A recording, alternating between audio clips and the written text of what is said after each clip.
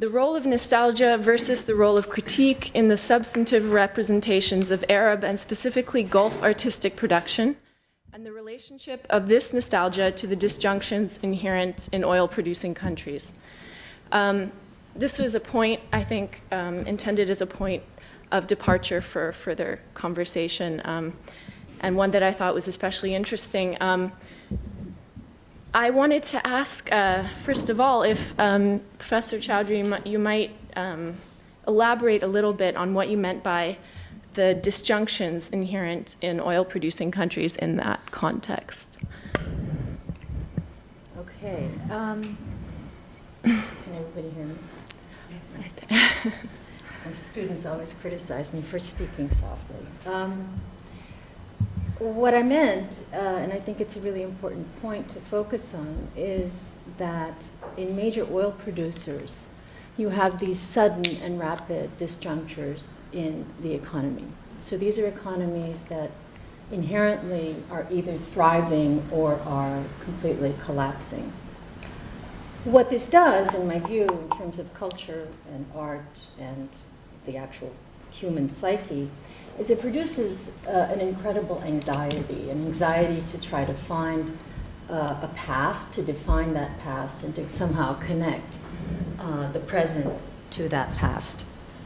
In the case of many of these oil producers, you have something that Freud called the uncanny, which is a fear and an anxiety that you've been there before, that the past, i.e. the pre-oil past, in which the Gulf states were impoverished and basically had no future, so little of a future that the British didn't want to stick around in the so-called trucial states, that past in the post-oil era is going to come back. This is an enormous anxiety within the Gulf states. So in this case, then, since nostalgia happens to be sort of a relationship to the past, a longing for a past, imagined, received, there's so many different ways to think about it, nostalgia starts playing a very important role. And you can basically say that within the Muslim world in general, there is a common nostalgia for the so-called golden age of Islam. Apart from that, the idea of where you locate your past, the important parts of your past, is a deeply political act. For example, in confronting Islamist opposition, Jamal Abdel Nasser located the past in the Pharaonic era. In Iraq, Saddam Hussein, to bypass the entire Islamic era, talked about Babylonian civilization and so on. So it is a deeply political act. Now the problem for the UAE and Saudi Arabia is that the past is very stark. And there's the desert, there's the camel, there is the palm tree. And you see this in the motifs, and actually most of the motifs in art that gets produced in the region and that's bought from other places in the region. So there's this whole industry in places like Pakistan and India that are reproducing these images that are then consumed by the art consumers in the Gulf states. So the past then is in this strange way very, very stark, but it's continually reinforced and reproduced. These are countries that have no history of anti-colonial struggles. Identity is very much sort of up in the air. Who are we? Where do we belong? They never sort of defined themselves in relation to an imperial power. So there's no sort of nationalist legacy that they can appeal to. And therefore, again, you have the starkness of the available motifs if you're thinking about issues of authenticity. Issues of authenticity are key when you look at the entire Arab world. They were the source of the struggles during the Republican versus the monarchs era. Who is the real Arab? What is the Arab world going to be? In which the Gulf monarchies were essentially promoting an idea of identity that had to do with Islam. And Jamal Abdel Nasser and the other so-called Republicans that followed had anti-colonialism as their discourse. What happened, and I think this relates to why the production of art, the consumption of art, and also the complete turn towards the West and Western art and so-called cosmopolitan art has to do with 1991. Iraq's invasion of Kuwait, the subsequent destruction of Iraq, essentially took apart this whole contest that had been going on between the Republicans and the monarchs. What it did was it freed the Gulf states from the fear that they were going to have to somehow integrate themselves into the larger Arab world, which is much more populous and obviously much poorer. So 1991 is a really important date. And what we see then is a struggle to define Arabness. Who is an Arab? And it's a completely new set of rules that the two sides are working with. In this context, you have the rise of the so-called green Arabs. This is literally what they were calling themselves and what they were being called, who were from the Levant, areas where there were long histories, artifacts, and a certain sort of cultural legacy that included also colonialism. And the brown Arabs, who were the Arabs of the Gulf. And as I said earlier, they had this problem with, okay, we have no artifacts. You know, everything we made before oil was perishable. How do we think about reconstructing that past? So these two sides then continued with their struggle, but meanwhile, the UAE and Saudi Arabia had put themselves directly under the military umbrella of the United States. So the monkey that had been on their back about who's an Arab and why don't they share their wealth and so on, these very real political struggles were suddenly eliminated. And it's my hypothesis or my idea that the new sort of all-out quest to promote culture, to define culture, to have a cosmopolitan culture, to adopt Western culture in the way that it's being adopted now in places like Dubai and Abu Dhabi, is really a result of the fact that, number one, they're freed from this contest with the Republicans. And number two, there's nothing else there. Okay? There are these, there's the camel, the palm tree, but there's no place really to go artistically and even in terms of identity. So I think this, to a great extent, accounts for the kind of architecture that we see and the kind of sort of whole-scale purchase of architectural relics from around the world. So there's not one, there's two Chrysler building replicas in Dubai, right? And there's the pyramid building. There's, and one of the most interesting images to me is the Palm Island. So here you have a situation where the palm, right, a symbol of the oasis in the desert, a symbol of life, actually is conquering water, right? So there's all kinds of interesting ways in which this comes out if you want to interpret what's going on. I think that, and I'll end with this, that the thrust for this kind of production and consumption of art is very directly related to new economic strategies that the Gulf states are pursuing. This has to do with global tourism, on the one hand, because they can't offer, the pyramids and the real pyramids. So promotion of tourism, and it differs from, in all of the different states of the UAE, there's a branding that's gone on about what kind of tourists are we going to attract, and therefore what kinds of monuments, what kinds of services are we going to provide. And I think the second part of the economic strategy, the way that they want to integrate into the international economy, is for Dubai, by becoming a rival to Singapore and Hong Kong. So there's sort of, you can see the world economy right now is sort of not as an all-out competition, because China has proven that it can outproduce anybody, but rather these sort of niches within which different countries are competing. And Dubai is competing to be an international financial center. What this means is they have to have the cultural environment that will attract financial wizards and their families and their children.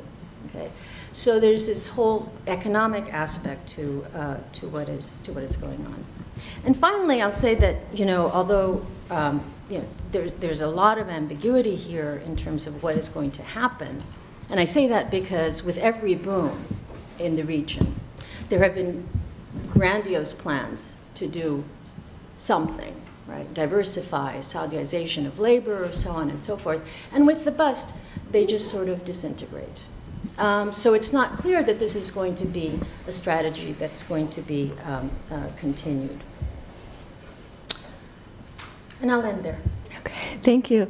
I think partly why I'm so interested in this idea of nostalgia relating to a cultural memory that is somehow fragmented, that's broken, perhaps, and the uncanny is conjuring up anxiety, perhaps a sense of threat, the possibility of loss is,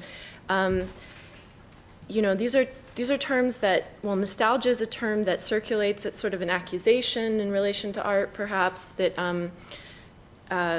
you might say that it's an accusation of sort of kitschy art, opportunistic art, but I think that the larger emotional and sort of historical structure that you're mapping around it is actually very much at play and makes it a really important sort of term to think about more carefully. You also mentioned 1991 as this pivotal moment, and I wanted to turn to Mishaal next because I know that he has a lot to say about, he wrote a piece called, referred to architectural puberty as happening, or as a phenomenon that was happening in Dubai. And I think that this actually might have something to do with the sort of the relationship of nostalgia to a fragmented history, and maybe you could speak to that, and also to this idea of 1991 as sort of a pivotal moment. I think we need the whole panel just to respond to Kiren's comments. Good evening. I think the first thing is, if we're going to talk, I think the title of the session is a little bit misguiding because we say Middle East and then we talk about the UAE. And I think the UAE is also a confederacy, and in it there are different situations. And I think it's very problematic to mix Abu Dhabi and Dubai because of the confederate nature of the UAE, where Dubai could totally go bankrupt tomorrow and the UAE will not go bankrupt, similar to the United States or Germany. So it's important to be very careful when using certain references to Dubai and Abu Dhabi. Also, the programming that has happened, or the kind of the social demographic situation that you have in Dubai and Abu Dhabi are very different.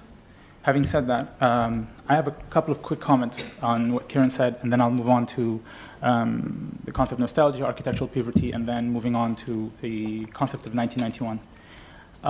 First of all, with respect to art in the Middle East, I think it's important to note that it seems that the references that Kiren were making were more to visual arts.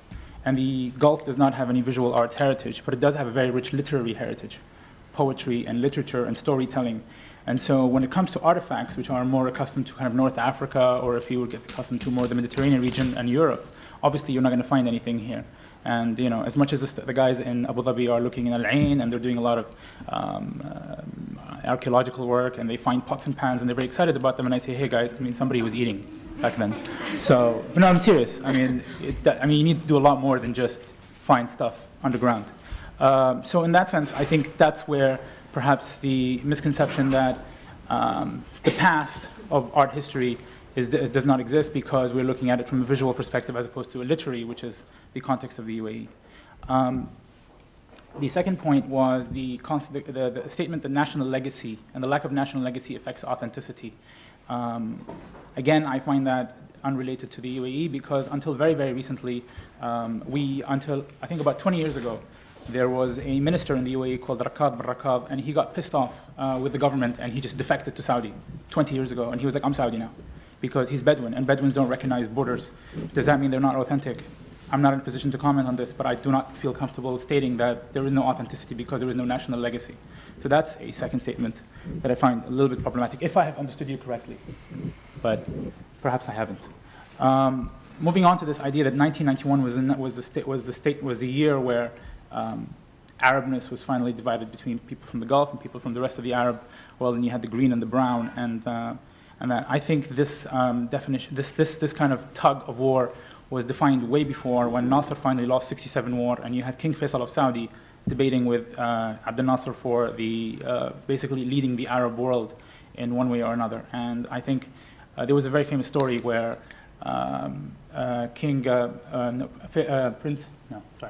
There's a very famous story where Abdel Nasser sent King Faisal a watch, and then King Faisal sent him back a sword.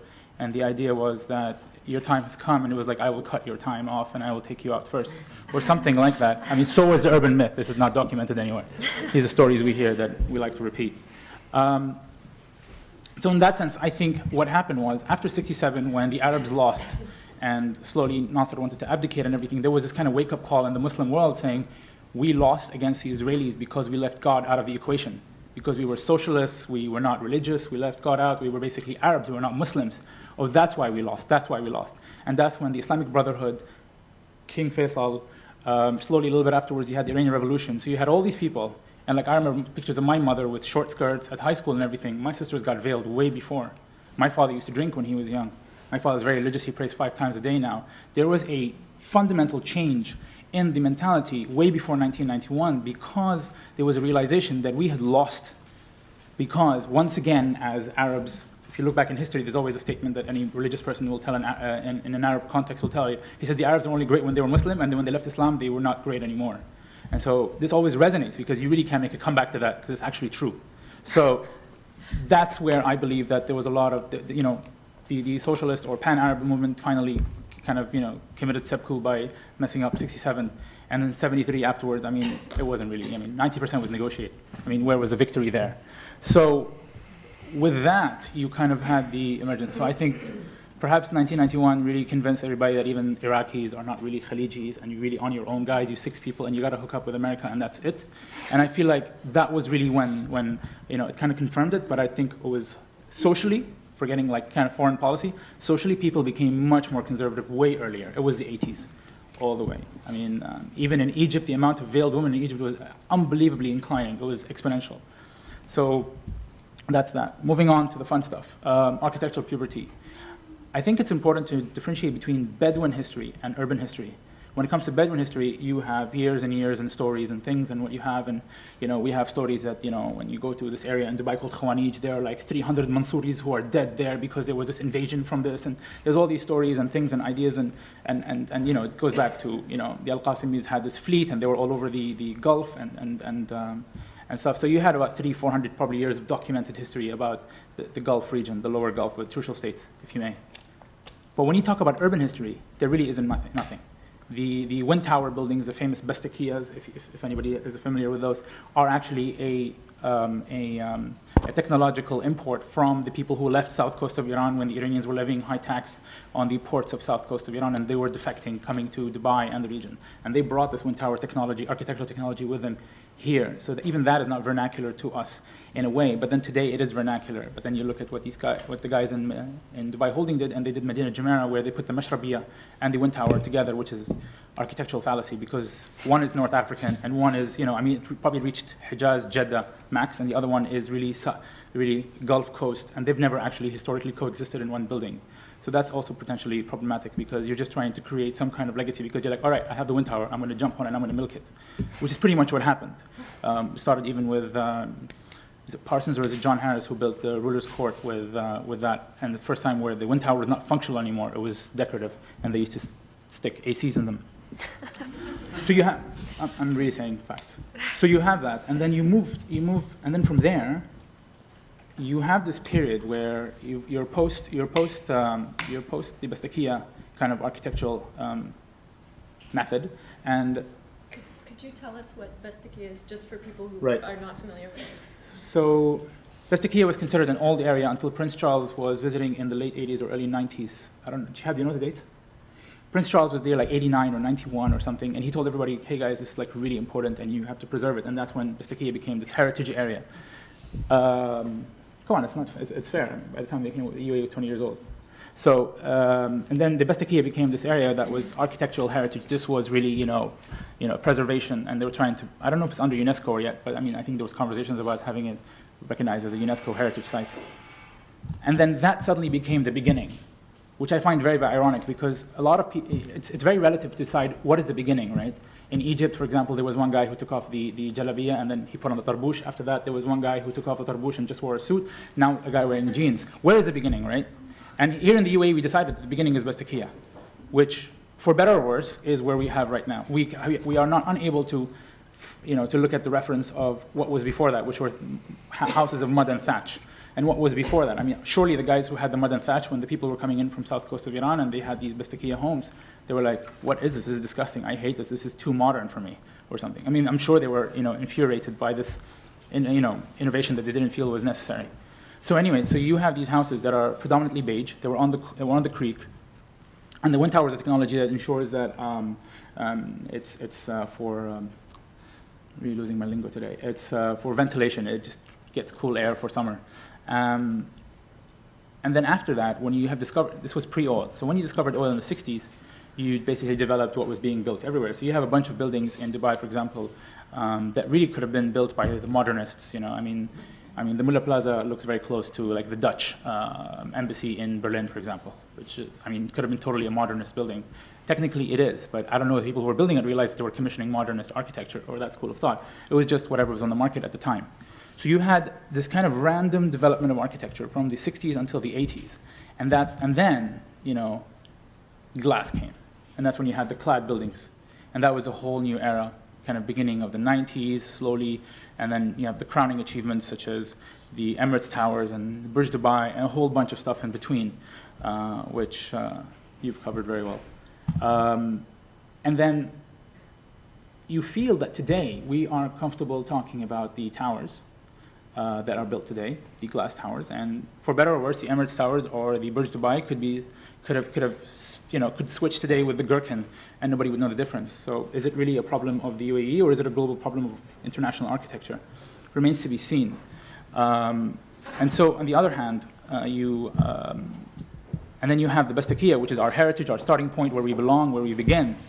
But then what about the stuff in between? And that seems to me very similar, hence the word puberty. It seems like, when you look into a family book, you have these young pictures where everybody looks beautiful, and then you have the old pictures where everyone looks like, if you think of a guy, and he looks manly and proud, then you have the pictures in the middle where you have pimples and you don't look very good, and you're starting off. And nobody wants to look at these years because they're awkward. But they really are the formative years of what define your identity. Until today, I feel that we are unable to refer to those formative years, that I feel that there are a lot of answers lie to a lot of questions that we don't even realize that we are curious about in those years of the late 60s or mid-60s until the late 80s, or even early 90s a little bit. I don't know. Somebody will decide that. But the point is that roughly this is the period that I feel is unattended. I hate the Palm too. If it was up to me, I wish it was never built.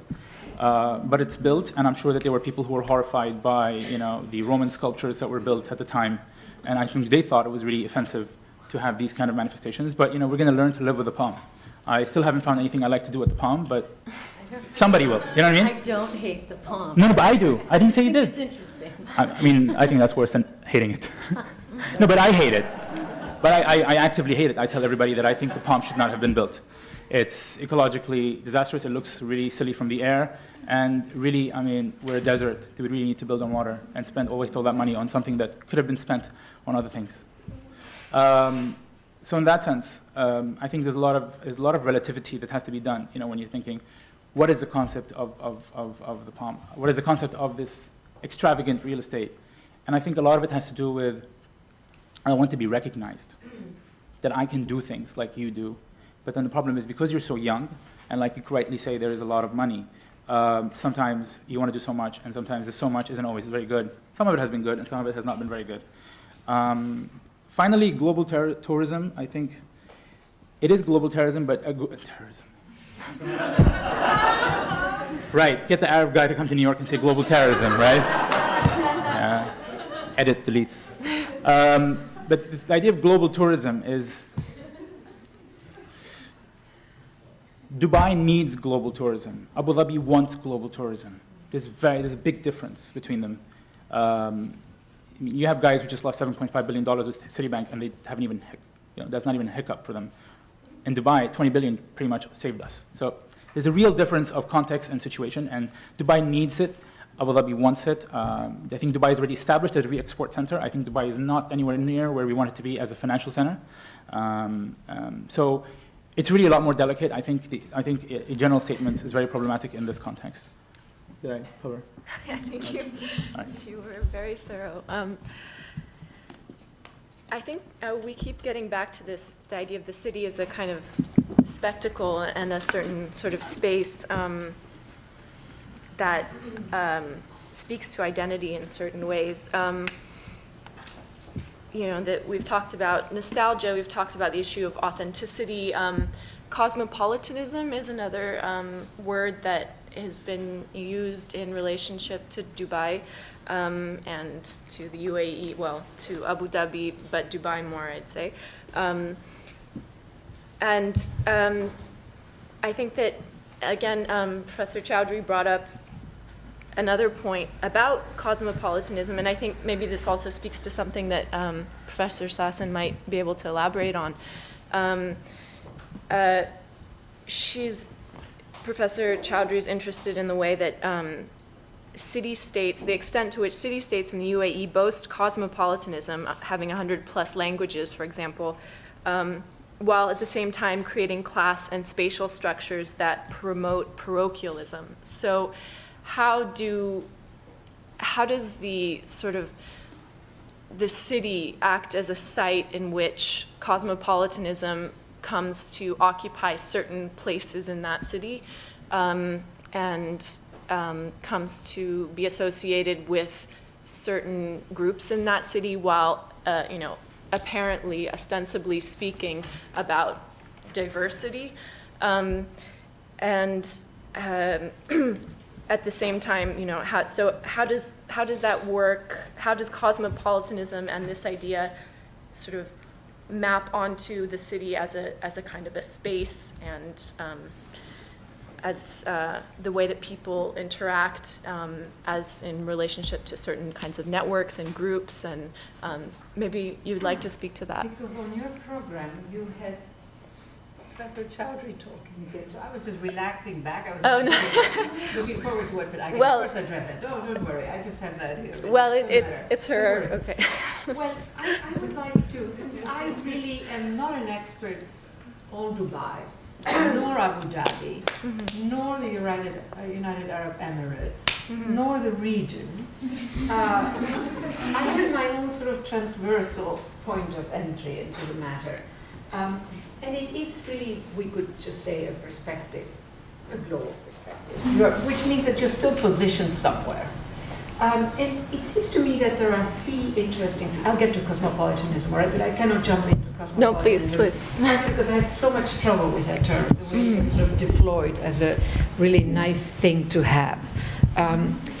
So first, even as all the powerful governments in the world, not all of them, but certainly the Western ones, are having severe trouble, sovereign funds are estimated to have $10 trillion and growing. And we know that several funds from the United Arab Emirates are critical actors. So yes, all the attention has gone to Dubai and its crises, but really there is a future logic. Now, sovereign funds are very interesting financial actors because the governments are critical actors. And in the whole United Arab Emirates space, the governments have continued to play a role that is a very interesting role. So I think what I want to say here is that there is both an economic logic and this issue of the governments coming back to govern certain sectors, like the economy, that we thought we should just leave completely to the market. So I see something about a format of the future. And the second point is that, and if we take Dubai, the most extreme case, but we can say the same thing about Abu Dhabi and Sharjah, which I know quite a bit more as an educational platform.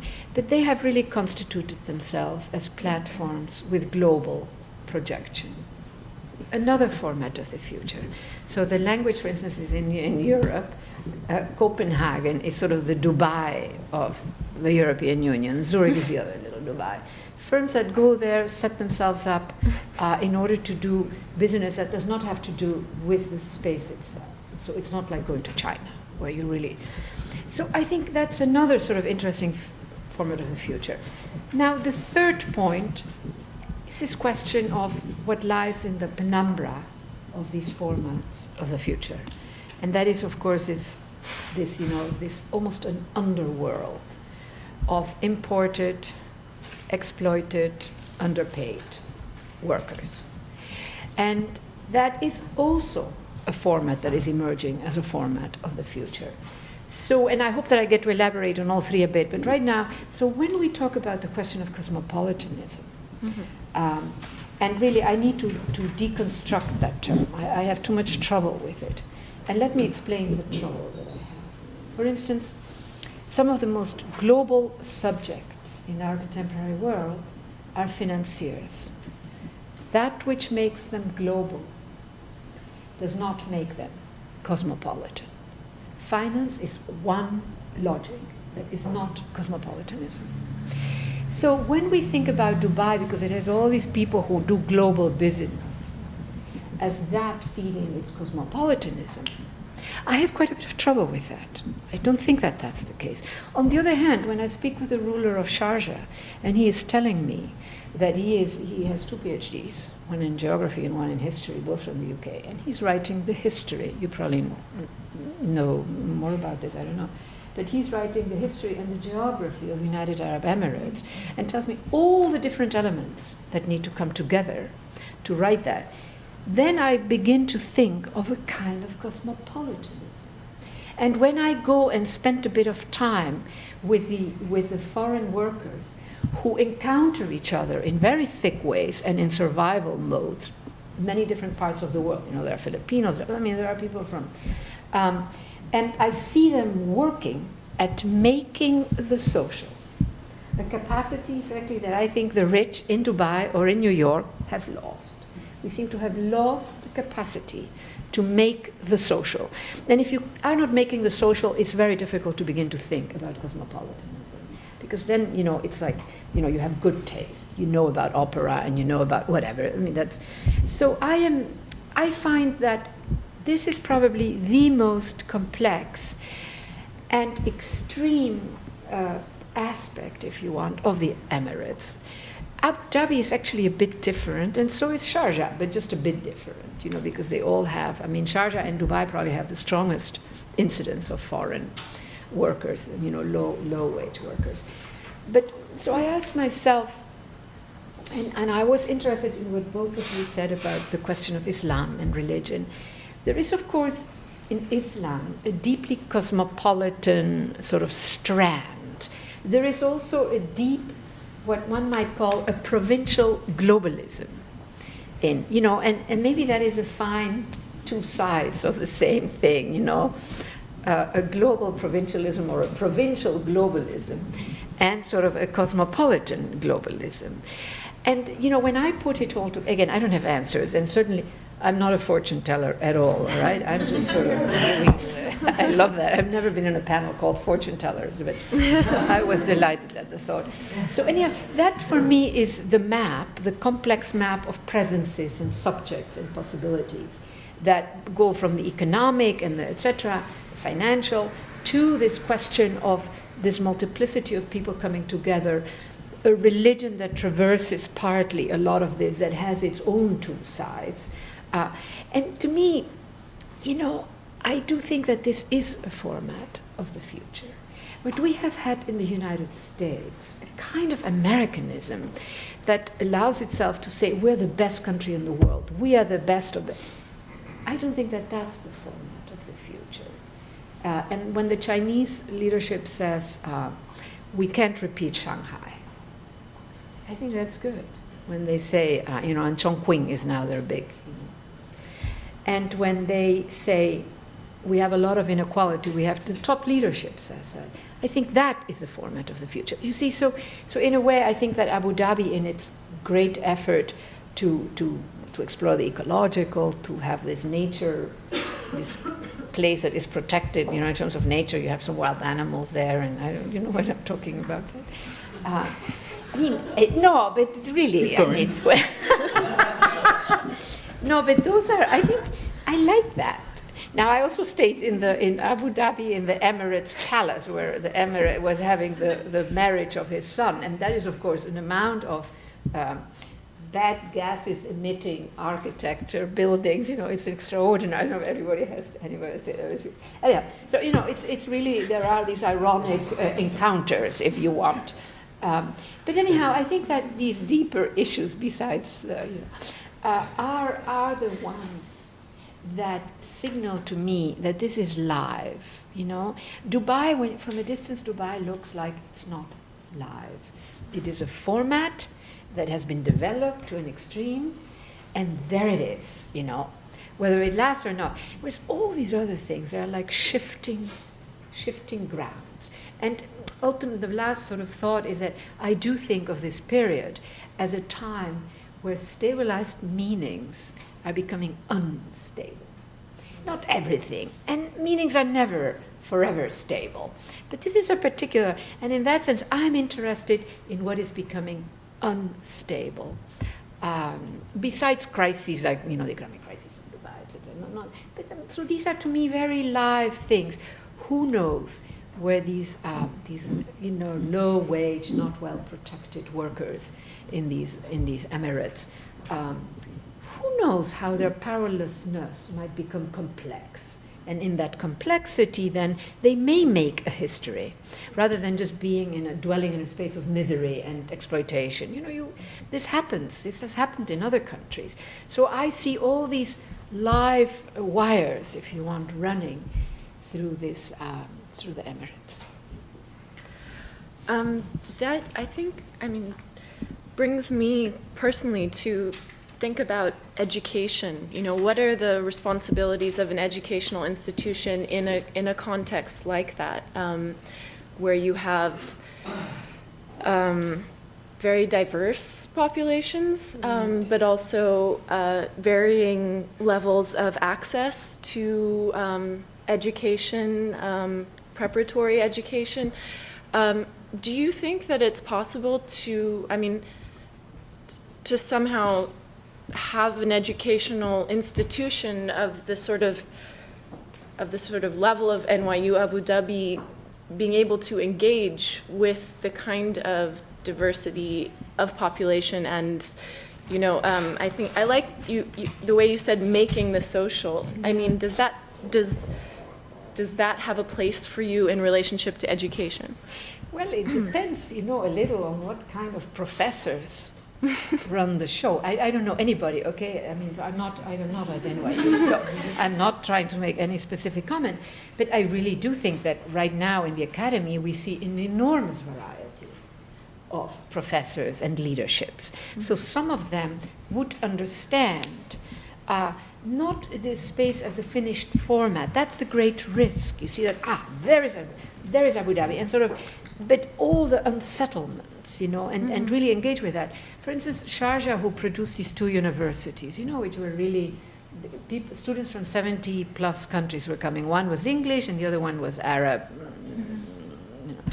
And I mean, that was really interesting. If you were an anthropologist or a sociologist, anybody interested in these kinds of, that is a very interesting encounter, because then you had, in the one you had people from Muslim, Arab, etc., more at its broadest, I think, Asian countries coming together. And that is an encounter that is quite strategic, because you discover your differences. It's like, I mean, to illustrate what I'm saying, in London, for instance, you have a lot of diverse Muslim women. You have the Bangladeshi women, the Turkish women, etc. Enormously diverse. When they find each other in central London, they understand that to be a Muslim woman can take a whole range of forms. So in that sense, the Emirates, because they bring together so many people from different parts of the world, they could be potentially an enormously interesting site. And that would mean that the educational institution is not just sitting there as a format that receives people and trains them in something, but that it actually is, engaged with narrating. Also, who mentioned narrative? I don't know, one of you. The notion of narrating, or you, right? When you said that literary history. Yeah. It's about.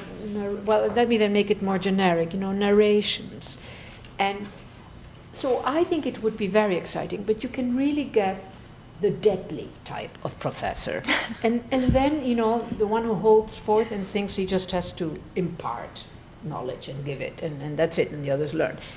Very few professors are like this nowadays, because students just don't allow them to be simply that way. But so anyhow, I think that there is enormous potential, but it really does mean thinking about the educational institution as a live wire place where encounters happen, and the unexpected, and there are misencounters, so that you need to understand what is going on, that kind of a thing. I mean, even as you're teaching them the math and whatever else you're teaching.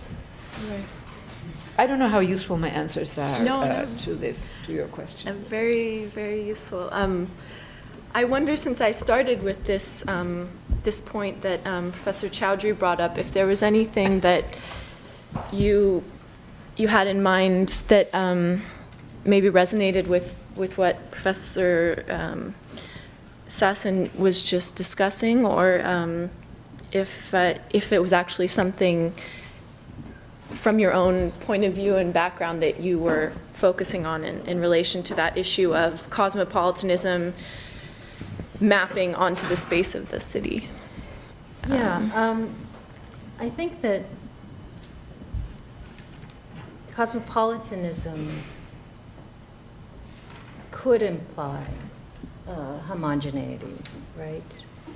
And it's one of the worries. This comes from a thought that came to me as you were speaking, Professor Sassen, which is that the project of bringing people from different cultures together and then recognizing difference and so on and so forth is also a process of homogenization. Somebody like Foucault would say that you put everybody in the same school, they come out as a product. Exactly.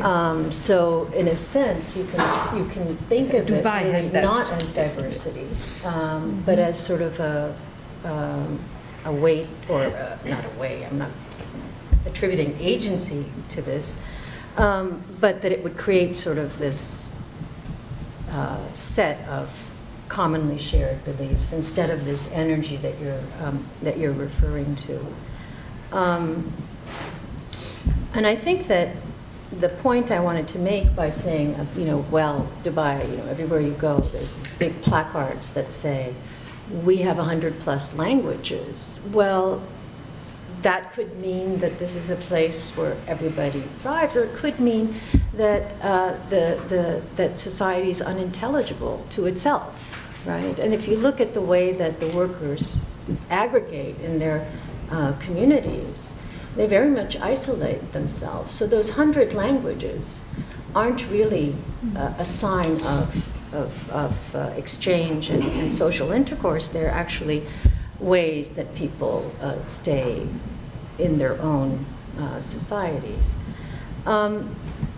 Similarly, I think that the role of the spectacle, which defines, I think, the vast sort of the huge part of the architecture in Dubai. And actually, I'd also say in Abu Dhabi, that the spectacle is not a place that invites exchange. If you look at the buildings that have been erected, especially recently in this most recent boom, they literally repel entry. You know, the tallest building in the world can never be sort of arrived at. You know, it's just sort of out there. So the lived environment, whether you're talking about workers who actually live in Sharjah but work in a Dubai factory, or whether you're talking about the unintelligibility of the languages, or the spectacle that excludes, that sort of is really beyond reach. I think that those are all things to think about when you're thinking about what does, you know, a global university mean. I started out by making two positive comments, okay? I mean, positive in some sort of sense of a dynamic possibility, right? The notion that you can receive actors, firms and households, who may not necessarily be working on that place, but it's a platform from which you can operate. And the other one is this notion of sovereign funds, which is, I think, one of the critical shapes that our financial system is taking. And Abu Dhabi, of course, is about to own a third of the London Stock Exchange. You know that all the financial markets nowadays are owned. The New York Stock Exchange is owned, but also owns, of course, the stock market in Paris, Madrid, Brussels, Amsterdam, and Lisbon, and they're going to, no, they own Lisbon, they're going to buy Madrid. So we have these very strange things. Well, these sovereign funds, one of the sovereign funds owns 40% of Citibank. You know, when they use national taxpayers' money in this country to rescue Citibank, they use national law, national taxpayers' money to rescue a bank that is basically a global. So I wanted to say that there is a kind of modernity in the Emirates that is very important. I don't want to lose that.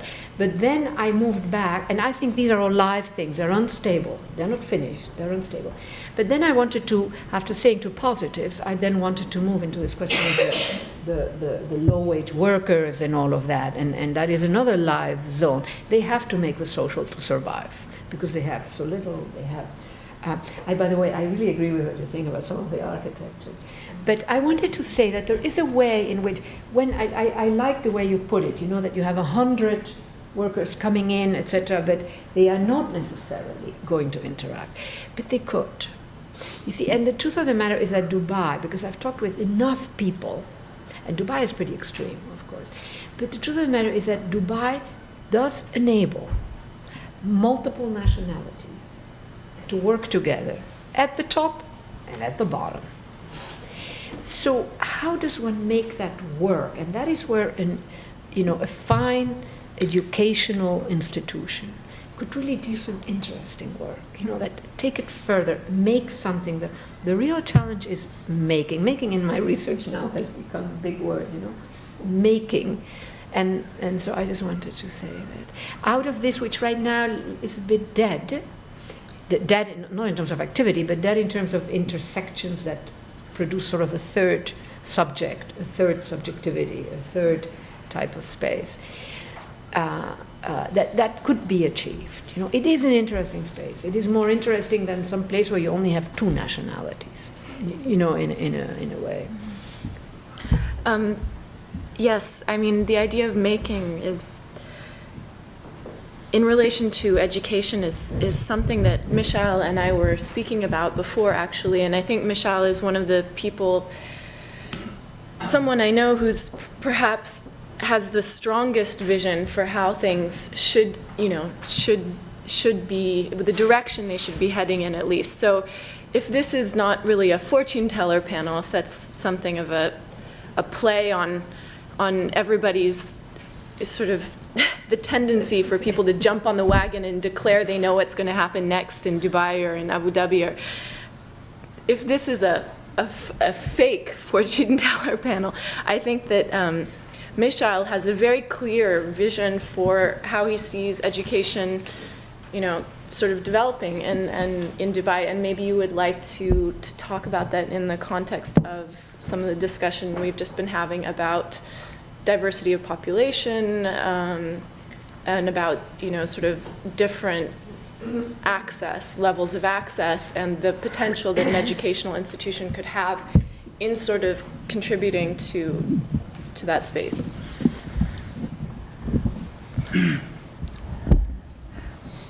I apologize, I'm going to have to make a comment first. I really, Professor Chaudhry, I really don't agree with you that the 100 languages each live in a separate neighborhood in Dubai. I really don't agree with you. I really don't know. I've lived in Dubai all my life. I never went away for college except for 1 year. I really don't know a single neighborhood in Dubai that is the Pakistani neighborhood or that is the Iranian neighborhood. Even Satwa itself, which is the Harlem of Dubai because it's in the middle of, behind the towers, next to Jumeirah, close to the poshiest area. And I know this because my mother was a social worker right behind it, and I still go there to buy sandals and a bunch of stuff. And it's because it's still very functional, it's very close. There are Filipinos, there are Pakistanis, there are Indians, there are Iranians, there are Emiratis, and there are those who we call Bidoon who do not carry documents. They have it's a complicated story, but basically they live in the UAE because Iran won't take them back because when they're on their way they threw their passports and declared asylum, but nobody wants them because they're Sunnis and Iran doesn't want them. More the merrier, right? Less Sunnis in Iran. And the UAE doesn't want them because they're unskilled labor. So they're in this limbo kind of situation. So for me, even Satwa is multicultural. Singapore for me, or Qusais and Dera is multicultural. I don't know a single place in Dubai except the labor camps themselves because they are ethnically segregated that is actually that. But I do agree with you that there is no a development of an identity that absorbs all these people and like overwhelms their pre-existing identity. Because, for example, there are people in Dubai who are Dubaian Pakistanis. There are Dubaian Egyptians. There are Dubaian Brits. And if you look at a Dubaian Brit or if you look at an Abu Dhabi Brit, they are different. They are different. And you feel like when you're abroad and you meet somebody else studying abroad who's also from Dubai, like there's an immediate like chemistry because there are certain experiences that are very, very metropolitan relative to the rest of the Gulf that bring that connection. Does that mean that we all have the same kind of struggles as residents of Dubai? Absolutely not. Does that mean that we're treated equally in Dubai by social situations, political situations, economic situations? Absolutely not. I mean, Dubai, as much as any other city, but more so, I find that it still continues to, until I think I'm going to say safely 10 years ago, the recruitment ad said, white Western European CEO, until very, very recently. Blatant cover newspaper stuff. It's horrible for us here, but this is a 30, 40-year-old country. So it's all relative, and I really, really think it's all relative when it comes to that conversation. In the future of education, the problems that education faces in the UAE are very similar to a lot of other problems that it faces. We have a healthcare problem. We don't go and reform the Ministry of Healthcare or the departments of healthcare. We create a healthcare city. And then halfway through, we decide to lease half of it to real estate developers and other things. And at some point, we realize that we haven't solved healthcare. And then we said, we're not going to solve healthcare, but we're going to have Harvard Medical School come in here and do some stuff. And do you really want me to talk about education? The problem is also that franchising foreign institutions would be great if they actually franchise international kindergartens as opposed to just universities. Because the problem is, by the time you get those kids out of college, no, I'm serious. Because by the time, absolutely. Okay, I'm glad. All right. I get a little bit insecure when you laugh because you're very, yeah. Please, can you hold it to the end? No, but no, seriously, it's the problem is our educational system is so troubled that by the time you finish high school, really, to bring something like the NYU or even the American University of Dubai or the American University of Sharjah, which are excellent schools in their own right, blatant, this is a generalizing statement, but roughly, it's not a horrible school. It's a good school. Some people might have alternative opinions and say, yeah, but this and that and ideology and whatever, but it is a good school. It's a world-class university. It's produced, presidents? It's produced presidents, right? Does anybody know? Yeah? No? Okay, it's produced some very successful people. Guys, you're really not helping. But anyways, the point is that But how much can NYU help if the person does not have the critical skill sets that are assumed to be from an undergrad in NYU? And the reason for that, I think the major reason for that is that it's easy to franchise a international university and bring it to the UAE because you're outsourcing, just like you're outsourcing when you call McKinsey and Booz and BCG to do stuff for you, unfortunately. It's easy because it just means that you're paying. It doesn't mean that you're thinking. It doesn't mean that you're following up on the detail. So this is I think if there's one curse that we have in the UAE, it's the curse of the outsource. I think that's one word I wish we never learned in the UAE. We learned to outsource. So I think, let's not bring it back to education. So I think the problem with education is that, and I face this dead on because I graduated, I was fortunate to have a very stubborn mother who sent me to private school. But I went to law school in the beginning where I epically failed after 3 years. But when I went there and I studied in the UAE university, because you can't go study law school in the US or something and come back, you have to study Islamic Sharia as well as civic law, code law, which is not common law. What is derivative of the French? Code? Roman code. Roman code, right. Which is via Egypt has come to us. So you can imagine, France, Egypt, and then it comes to us. So there was a lot of memorization driven there. And after 3 years of studying in Arabic and having to memorize 500 pages for a midterm, I have failed. The problem is that I saw how people started the program when they first joined the school. The natural progress in a UAE university is to come from a public university. So a public high school. In public high schools, you studied math and Arabic. You enter the university, math is in English. Now, for all of us, bilinguals here, try to translate x squared plus y squared into Arabic. It is very difficult because it's almost like, writing and solving math in 2 different languages is very different. And if you've never done it before, it's very confusing. Everybody failed. Everybody failed math in the foundation exams, and they had to go through math 1 and math 2. Waste of their time because they knew this information. They just did not know it in English because they are trained to do it in Arabic. So why? Until today, nobody, with all the ministers of education, and I've written, I even wrote once a letter called Open Letter to Minister of Education.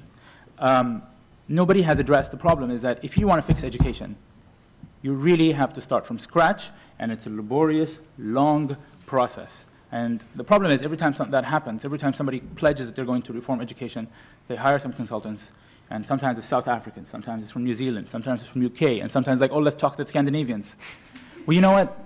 We're in New York, we're very close to Massachusetts. I remember that Massachusetts imported the math curriculum from Singapore about 10, 15 years ago. And I like that because they were like, all right, we don't have a good math curriculum. Let's go find a good math curriculum. Singapore is 40 years old. If you're sitting in the US, New England, all the WASPs, and they're like horrified. We are actually importing a math from 40 years ago. There used to be pirates. But I like the objectivism that I do not have a strong math program. I'm going to go find the best one in the world, and I'm going to import it. And this we do not have. And until we fix education, you will not be able to have a confident, strong Emirati workforce, which does not feel, this is the stuff that you're going to like, which is not going to be xenophobic about the fact of being 10%.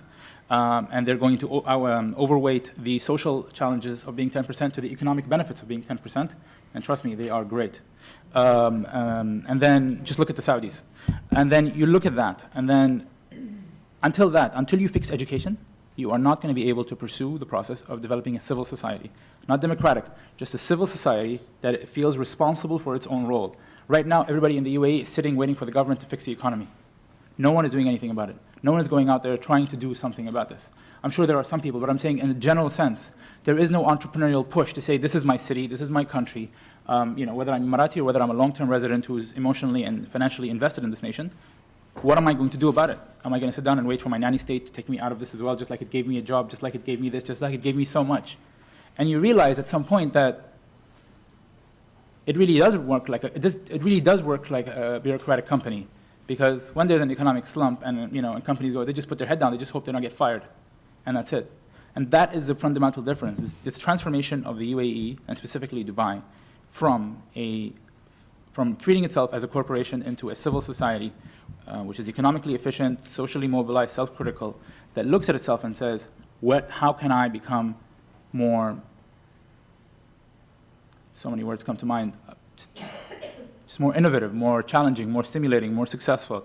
And the plague of the UAE right now, for me, obviously you can draw a lot of other notions, but the plague is education, and the plague is that education starts from the beginning. And the way we have done education until now has been very, very bad. And unfortunately, during post 9/11, we have probably made more concessions in the United States with changing the curriculum because our curriculum, produced terrorists, than actually reforming education. I'm like, guys, if you're able to reform the educational system based on the American request, why can't you also fix it as well? We're okay with the American request because, in my opinion, they're immaterial. But why can't you also fix education, materially, and look at how we study math and how we study chemistry and how we study physics, and look at why there is no arts at all, why there is no philosophy, why there is no, and there is a reason, but I'm not going to say it on record. And I think most of you are there already.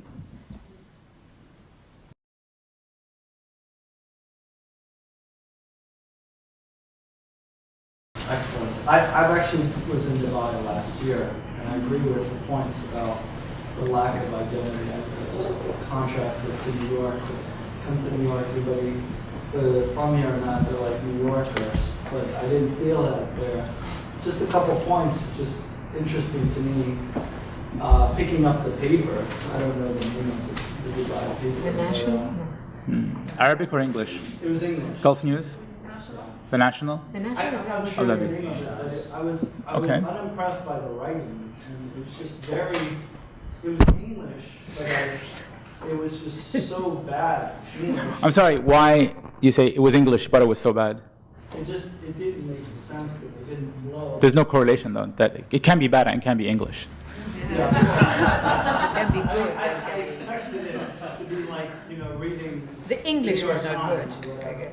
And that was interesting. And then also in the paper that was interesting was these pictures of people that fled their jobs, whether it's Indian or Pakistani, and they were sort of wanted for leaving their jobs and not being. They're sort of in Dubai, but they're not working. And that's the only purpose they were there for. It reminded me of slavery. These are just people, in Dubai. Only purpose was work, and they were being exposed in the papers for the fact that they left their jobs. And that's true. That was their legal purpose. But to expose that, and the pictures were just horrific. It was just like. They were not posing? What's that? They were not posing? What do you mean they were horrific? They had taken them. I couldn't believe it. Just imagine the New York Times just throwing out pictures of everybody. But why are you comparing? It's incredibly problematic that you're comparing. Well, I'm actually from the Middle East, and I think we should be critical. We could be critical, but isn't this the problem I why? don't think there's anything wrong with comparing, actually. You think so? You think it's completely fair to compare New York to I Dubai? compare today's weather to yesterday's weather. Yeah, but in the same place. You don't compare, because I came from Dubai and I brought scarves because I was excited about cold weather. I got hot weather. Should I compare that to Dubai? If I compare to Dubai, then it's the same weather. We compare all the time. There's nothing wrong with it. Yeah, but there's context, right? There is something very No, but hold on. I'll talk to you about this afterwards. Okay, we have a ton of questions, so yes. Thanks for being on the panel. Mishaal, I have a question specifically for you. Could you talk a little bit about the role of the Dubai Arts and Culture Authority with the boom of film and the film industry and the 17 billion film festivals that are now popping up in 17 billion. No, there's like the Gulf Film Festival, the Dubai Film Festival, the Middle East International Film Festival. So could you talk a little bit about the role of film and how that is an economic opportunity and how that is either is that just a tourist draw, is that an economic draw? Like, what role does that play in the growth of Dubai and the future of Dubai, quote unquote? I have recently resigned from the Dubai Culture and Art Authority. So I think we're walking very thin ice, but I'll tell you what I can tell you. When I joined the authority, I had pushed for this idea that Dubai needs to transform from a center of content exhibition to content creation. What I mean by that is that we have a lot of film screenings in Dubai. We have a lot of exhibitions in Dubai. We have a lot of plays in Dubai. We have a lot of, I don't know what's left, readings, or we have bookstores. But how much of that is actually produced in Dubai? This is not a call for national content. This is a call for metropolitan content production, right? Because if I want to develop a Dubai identity. I need to have artists living in Dubai reacting. I need to have people who make music out of Dubai. I need a song like Empire State of Mind, like Jay-Z's song. I need a song. No, but it sounds very like pop. But I mean, it's a very strong song if you think about it. Like I think, when I listen to the song, I wish I was a New Yorker so I can understand all the statements in this. You know, so I can get visual references every time he makes a statement. And I always talk to people. I said, this is what we need. We need a song like Empire State of Mind for Dubai. You know. And we have people, we have this Arabic rapper, if you guys have time, Google her, her name is Anyab, and she's totally Emirati, and she raps in Arabic, not in English, which is much harder, I promise you, right? I promise you, okay? We have that, but we do not have I'm not saying that we have all the musicians that we want and all the writers and all the things, but there's a lot of work to be done. But think about it, content creation doesn't give you any PR. It's boring, right? It's boring. I mean, Ford Foundation announced $100 million they're going to invest in all these art spaces around America. How many more PR cover stories are they going to get? They just opened something for $2 million. I mean, at some point, it's going to stop becoming news, right? But if you have openings and exhibitions, it's news. It's a cover story, it's a review, there are pictures, there's a photo op, there's this. And unfortunately, in Dubai, we are still very addicted to the PR. And we still find that as our main fuel and driver for a lot of things that we do, which is why, for example, somebody was making that statement to me today, which was, for example, the Dubai land project. It was hyped and it was canceled, but it was never built. Everyone says the Dubai land project was canceled. Guys, it's still desert. There's not even real estate that is half finished. It never happened. But the PR machine was so powerful, the advertising, the videos, and everything was so powerful that it produces. Taking it back to film. The Dubai International Film Festival was the first film festival that started. Its roots are lied into, actually, in Abu Dhabi, funny enough, because Masoud Amrallah, the artistic director of the film festival, started off in something called the Cultural Foundation, which is the first cultural building in the UAE, was in Abu Dhabi. And he used to do the Emirates Film Competition. And after a while, he left, he was frustrated, he wanted to do more, and the structure wasn't so pro-film exclusively. He came to Dubai and he did the film festival. After that, you had MIF, the Middle East International Film Festival, which was in Abu Dhabi, which, let's just say it was a reaction to DIF, and they wanted to have a film festival in Abu Dhabi because they want to. And I met Peter Scarlett 2 weeks ago, and he said to me, yeah, I want to collaborate with Dubai. I don't believe that. I don't believe he wants to collaborate because I think that MIF is part of a larger, not cultural strategy, a larger strategy for Abu Dhabi to develop its own identity. And you know what, for better or worse, it's their plan. NYU is part of this. There's a lot of things that are part of this. And it's not like a master evil plan. Abu Dhabi wants to develop its own project. And it's fine, because cities have egos just like individuals. And they must be served. No, I'm serious. I am not being punny. Please don't laugh. Cities have egos and they must be served. For the longest time, Philadelphia and New York were challenging, and almost, NYSC was not going to be something you reference. It would have been Philadelphia. And we all would have been in PYU. You know what I mean? No, but I'm serious. But it's just, now it's so funny. Philadelphia, really? Yeah, really, it could have been. It was so close, and they got rocky. Poor guys. Right? So, bringing it back to this. So after that, the Gulf Film Festival was launched. Was the only thing the Dubai Cultural Authority was involved in launching. And it was supposed to, and it does, focus on young Gulf filmmakers. The criteria are a little bit lower, so easier for younger filmmakers. DIF is starting to raise the bar a little bit and trying to become a little bit more competitive and becoming, the fifth film festival. I think they're better than Locarno now. I think they're going to try to take over a few, Venice maybe eventually, in 3-4 years they're going to try. But the economic slump was very harsh on DIF. And MIF offers people a lot of money to come now to Dubai, to Abu Dhabi, and it changed the game because you had to pay for the first year of DIF, and you didn't have to pay afterwards because you're you DIF, you're good, you don't have to pay. But then MIF came and it rearranged the game. So what one city does affects the other. And let's not forget Doha Tribeca, of course. Well, maybe we can take one more question. Yes.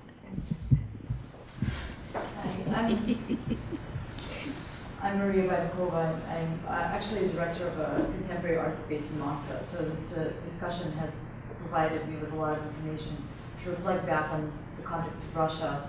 And I see a lot of similarities between Dubai and Russia's development in contemporary art in the world. And I think what's really important for me to reflect on is I've been to Dubai and Sharjah 4 times. I always go for the art fairs and the biennials. And what I see is this kind of tension between wanting to open a space up and wanting to control information and communication and censor content. And I just don't seem to be able to get my mind around how that's going to balance out and how content production will win. With great difficulty. So I guess I wanted to know how you reflect on that. I mean, the greatest example, because everybody knows about this now, is that there is this ultimate tug of war now between the TDIC, the Tourism Development and Investment Company, which is developing Saadiyat Island, and the Guggenheim people. Because TDIC believes that because it owns the real estate, it basically can dictate what curatorial direction that Guggenheim can take. That may be true for the Louvre because that was part of a larger political program to develop a French Abu Dhabi specific relationship, and so they're really not going to care. And really, how are you going to change the curatorial direction of the Louvre? I mean, it's been set 500 years ago, so or maybe not. I'm why is everyone laughing? But with the Guggenheim, and specifically because it's a private institution, and they have come from the United States, and they have. The Guggenheim has major also, deserved the ego because, they've done a lot and they've proven that you can develop a cultural institution and maintain a respectable amount of credibility and still make money. So it's going to be I think this is going to be the most interesting challenge to judge how cultural development is going to move, because really we haven't really had anything that has moved forward this fast, this developed, this where there are no critics of the educational system as you have critics of the art world. There are no people watching how NYU really day by day. I mean, there are some, but compared to, it's probably 10 or 20 to 1, as in the art world, where the Guggenheim sold out. How many people are going to say NYU sold out or not? Should they believe so? So the conversation, I think the test really will be for the Guggenheim. How the Guggenheim and TDIC sort out their relationship, and how they realize this agreement on curatorial direction. And we're not even talking about censorship here. We're talking about which artist to show. We're talking about micromanaging, and how TDIC has to learn that, okay, you did this, it's great, but you have to step back. And this will be a great growing pain for it. In Dubai, it's very different. It's always very different because we always did not want to get involved in a lot of stuff. The only control is, look, no nudity, no politics, no this. That's it. Everything else is okay. Everything else is okay. Can I add something? I want to add something because you raise a very interesting and important point, and I think that one way of thinking about issues that may seem intractable, how are you going to get out of that, is that they are one step in a trajectory. That's one point. And the way they can move out of that particular point and on to the next one is precisely, I think, with time. There is a sort of embedded temporality in the possibility of change. So when the thickness of the local begins to take over, it can reshape. It can. I don't think that things are fixed. Just because right now it looks impossible doesn't mean that something else is not. Now, it will depend on the curators. It will depend on all kinds of things, sort of assemblages of elements. The point here is that the current assemblage of elements, which makes it seem intractable, may well change, as part of the trajectory. Then you have a different assemblage, and some possibilities of transformation actually can happen. I think it doesn't take a revolution, à la française or whatever, to get to the next step in a trajectory.